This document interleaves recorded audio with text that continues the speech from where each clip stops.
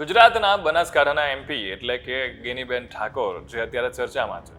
હાલમાં જેટલી વાર પણ એ સંસદમાં ગયા છે એમનું વ્યક્તિત્વ અને જે પ્રભાવશાળી ભાષણ છે લોકોને આકર્ષ્યા છે. અને ગઈકાલે એમણે મુલાકાત કરી હતી રાહુલ ગાંધી સાથે, અને જે ઓપોઝિશનના લીડર છે. અને રાહુલ ગાંધી સાથે જ્યારે મુલાકાત કરી ત્યારે એમણે કહ્યું હતું કે હું જ્યારે એમને મળી ત્યારે એમણે કહ્યું કે આપણે બહુ જ તાકાતથી લડવાનું છે અને છેવાડાના વ્યક્તિ સુધી પહોંચવાનું છે. એમણે આ કોઈ કેપ્શન લખીને ફોટો પણ મૂક્યો હતો. પણ જો ગેનીબેન વિશે વાત કરવામાં આવે તો અત્યાર સુધીમાં જેટલી વાર પણ પાર્લામેન્ટમાં એ ગયા છે લોકોના અવાજ ઉઠાવ્યા છે. ચાહે એ આરક્ષણ મુદ્દે હોય કે ચાહે પોતાના એરિયામાં જે પણ બનાવ બની રહ્યા છે એના મુદ્દે હોય. હાલમાં પણ જે વિદ્યાર્થીઓ છે અને જેમની પરીક્ષાને લઈને અને રિઝલ્ટને લઈને થયું હતું અને વિદ્યાર્થીઓ છે એમને વોટ્સએપ પણ કર્યો હતો, તો એ બાબતે પણ એમણે અવાજ ઉઠાવ્યો છે.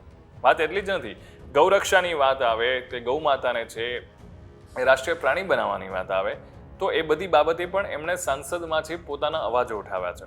અને એટલા માટે ગેનીબેન છે આજે લોકોમાં હૃદયમાં વસી ગયા છે.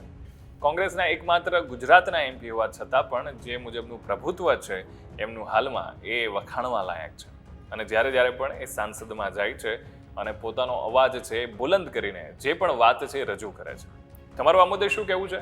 કોમેન્ટ કરીને અમને ચોક્કસથી જણાવજો. જોતા રહો વાઇબ્સ ઓફ ઇન્ડિયા.